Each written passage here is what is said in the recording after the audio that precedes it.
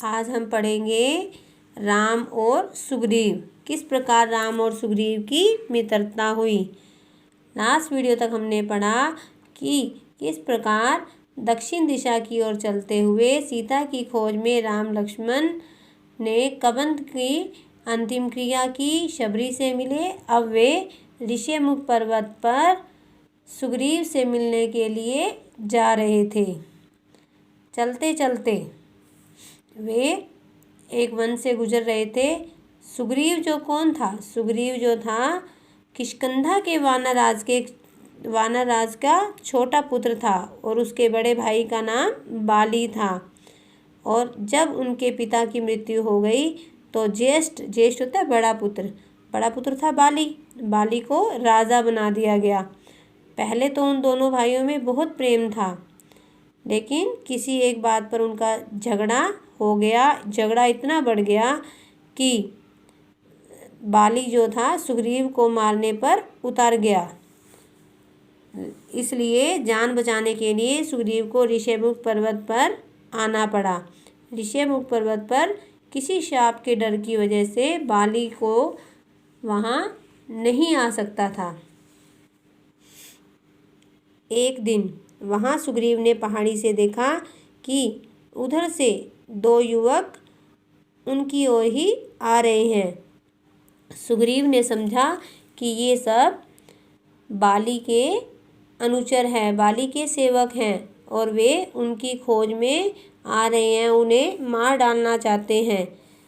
वे घबरा गए, लेकिन उनके प्रमुख साथी जो थे वो कहते थे कि आपको घबराने की ज़रूरत नहीं है, बाली यहाँ नहीं आ सकता। हनुमान ने भी उन दोनों युवकों को देख लिया था और हनुमान पर सुग्रीव को बहुत भरोसा था, इसलिए उन्होंने हनुमान की बात मान ली और पता लगाने के लिए भेजा कि ये दोनों जो हैं कौन हैं। यहाँ इधर पहाड़ी के सरोवर के पास राम लक्ष्मण अपनी थकान मिटाने के लिए थोड़ी देर के लिए रुक गए और वहीं विश्राम करने लगे। और इतने में ही हनुमान जो थे वेश बदलकर उनके पास आ गए और पूछा कि आप कौन हैं, क्यों भटक रहे हो। तब राम और लक्ष्मण ने बताया कि हम सुग्रीव से मिलने जा रहे हैं, क्या तुम उन्हें जानते हो? यह सुनकर हनुमान ने कहा कि मैं हनुमान हूँ, सुग्रीव का सेवक। उन्होंने आपका परिचय जानने के लिए ही मुझे यहाँ भेजा था। तब लक्ष्मण ने उन्हें अपना परिचय दिया और वन में आने का कारण बताया और यह भी बताया कि वे कबंध और शबरी की सलाह पर आए हैं। हनुमान समझ गए थे राम और सुग्रीव की स्थिति एक जैसी है, दोनों को एक दूसरे की सहायता चाहिए, वे मित्र हो सकते हैं। एक अयोध्या से निर्वासित होता है निकाला गया, और दूसरा किष्किंधा से। एक की पत्नी को रावण उठाकर ले गया है, दूसरे की पत्नी को उसके भाई ने छीन लिया है। दोनों के पिता नहीं हैं। हनुमान ने राम और लक्ष्मण को कंधे पर बिठाया और ऋष्यमुख पर्वत पर ले आए और हनुमान ने दोनों को सुग्रीव से भी मिलाया और दोनों की मित्रता करवा दी। राम ने सुग्रीव को सीता हरण के बारे में बताया। तब सुग्रीव को याद आया और वह एक गहनों की पोटली लेकर राम के पास पहुँचे और कहा देखिए क्या ये गहने सीता के हैं। राम ने आभूषण तुरंत ही पहचान लिए। आभूषण देखकर राम जो थे और भी दुखी हो गए।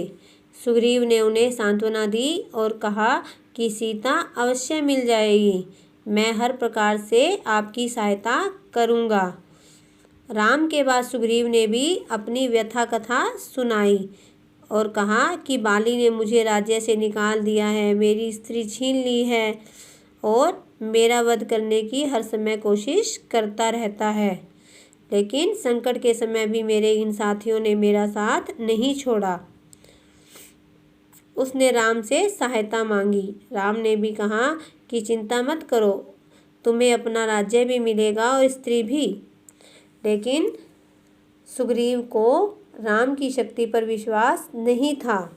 जब राम ने शाल के सातों विशाल वृक्ष एक ही बाण से काट गिराए, तब सुग्रीव को उनकी शक्ति पर विश्वास हो गया। तब राम के कहने पर सुग्रीव ने बाली को युद्ध में ललकारा, क्योंकि उसे लगा कि राम जो है उनके साथ हैं और वे बाली से उसकी रक्षा करेंगे। दोनों में भीषण युद्ध शुरू हो गया, लेकिन राम ने बाली पर तीर नहीं चलाया। सुग्रीव वहाँ से किसी तरह जान बचाकर भाग गया। अब सुग्रीव को राम पर गुस्सा आ गया, क्रोधित हो गए वे और कहने लगा कि आपने मेरे साथ धोखा किया है। तब राम ने सुग्रीव को समझाया कि तुम दोनों भाइयों के चेहरे मिलते जुलते हैं। मैं बाली को पहचान नहीं पाया। अगर मैं बाण चलाता, अगर वह तुम्हें लग जाता तो मैं क्या करता? मैं अपने मित्र को खोना नहीं चाहता था। तब लक्ष्मण ने समझाया बुझाया और दोबारा युद्ध के लिए सुग्रीव को तैयार कर लिया। किष्किंधा पहुंचकर उसने बाली को फिर चुनौती दी। उस समय वह तारा के पास था। तारा ने उसे बहुत समझाया, जाने से मना किया, लेकिन बाली ने उसकी बात नहीं मानी और दोनों में भीषण युद्ध फिर शुरू हो गया। युद्ध करते करते राम ने बाली पर बाण चलाया और वह बाण उसकी छाती में जा लगा और वह गिर पड़ा। राम, लक्ष्मण और हनुमान भी पेड़ों की ओर से बाहर निकलकर आ गए। इस तरह राम ने बाली का वध कर दिया। उसी समय राज्याभिषेक की तैयारियां हो गई। सुग्रीव को राजगद्दी मिल गई और राम की सलाह पर बाली के पुत्र अंगद को युवराज का पद दिया गया। सुग्रीव तो राम को वहीं रखना चाहते थे, लेकिन राम ने वहां रहने से मना कर दिया और इतने में वर्षा ऋतु भी आ गई थी और वर्षा ऋतु में आगे जाना कठिन था। इसलिए वे प्रश्रवण पहाड़ पर उस समय के लिए रहे। सुग्रीव जो था अपने राग रंग में अपने वचन को भूल गया,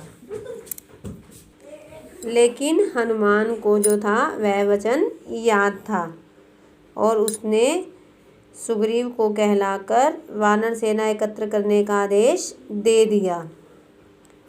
इधर राम को चिंतित देख लक्ष्मण से भी न रहा गया और वह भी उन्हें वचन याद दिलाने के लिए सुग्रीव के पास आ गए। लक्ष्मण के क्रोधित होने पर सुग्रीव भी भयभीत हो गए और उन्होंने राम के पास जाकर क्षमा मांगी और इसके बाद लंका आरोहण की योजना बन गई। सारी जो वानर सेना इकट्ठी हो गई थी। वानरों को 4 टोलियों में बांटा गया और जो मुख्य वानर थे उन सबको दक्षिण दिशा जाने का निर्देश दे दिया। राम और सुग्रीव की जय जयकार करते हुए अपनी निर्धारित दिशाओं की ओर सभी वानर चल पड़े। दक्षिण जाने वाले दल को राम ने रोक लिया। उन्होंने हनुमान को अपने पास बुलाया, अपनी उंगली से अंगूठी उतारकर उन्हें दे दी और कहा कि जब सीता मिले तो यह अंगूठी उसे दे देना। वे इसे देखकर पहचान जाएंगी और जान जाएंगी मैंने तुम्हें भेजा है, तुम मेरे दूत हो। दक्षिण दिशा की ओर जाने वाली टोली आगे चल पड़ी। चलते चलते ऐसे स्थान पर पहुंच गई जहां पर आगे भूमि नहीं थी, केवल जल ही जल था, विशाल समुद्र था।